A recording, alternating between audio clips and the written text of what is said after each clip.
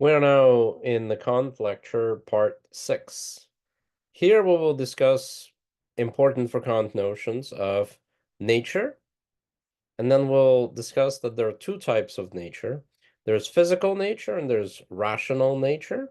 Goodwill belongs to the rational nature, and free will.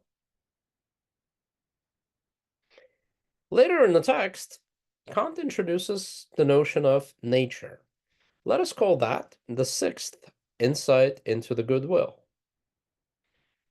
To be a nature is just to be a system of universal laws. Physical nature is such a system. The interesting proposal that Kant makes at this point is that rationality, insofar as it consists of universal laws of goodwill, is a nature too, and a nature other than physical nature. Rational being is a member of two different natures, of physical nature and of rational nature. These natures are not the same. They operate according to two different sets of laws and may even conflict with each other.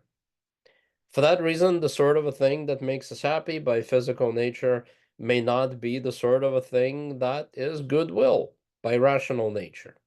And vice versa, the sort of a thing that is goodwill may not be the sort of a thing that makes us happy by physical nature. So, rational human being is a member of two different natures, of physical nature and of rational nature. These natures are not the same. They operate according to two different sets of laws and may even conflict with each other. Making promises we do not intend to keep is against the laws of rational nature. But making promises we do not intend to keep can be according to laws of physical nature. That is why persons choose not to keep their promises, after all. Everything in physical nature operates according to laws of cause and effect.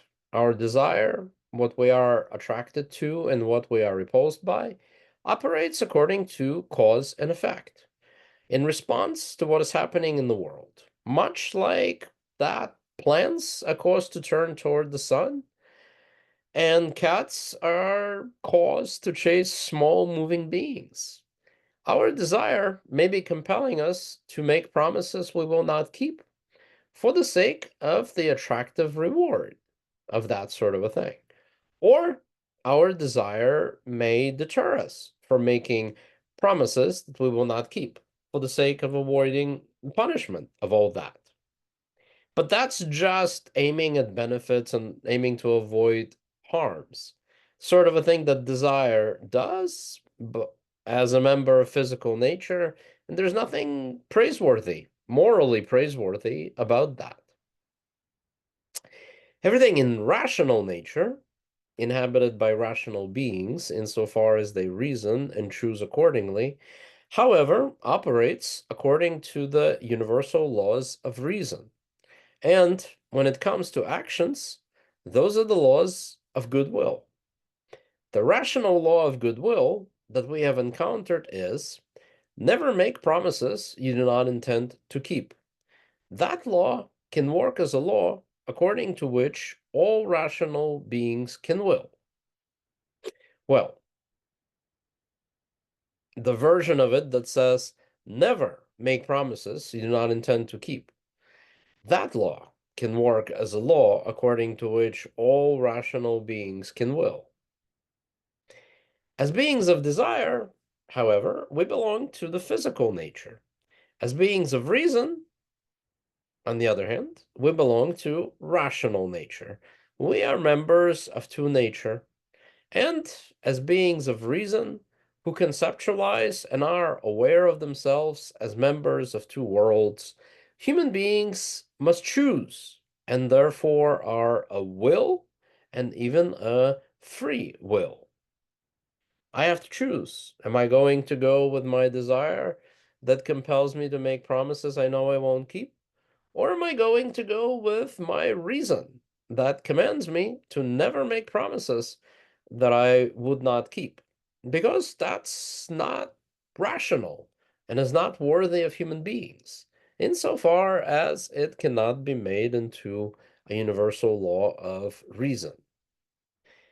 A human being must choose, for example, whether to make faulty promises, as their desire may be compelling them to do, for the sake of some perceived advantage, or not to make faulty promises, as their reason is compelling them to do, for the sake of respect for the goodwill.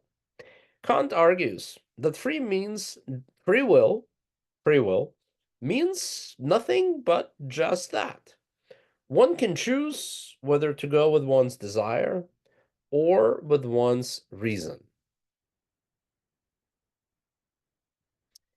The answer to the question of the goodwill is that it is choosing to follow those principles that can be willed as universal laws, is transformed into that it is a choosing to follow of those laws that can constitute a nature, rational nature.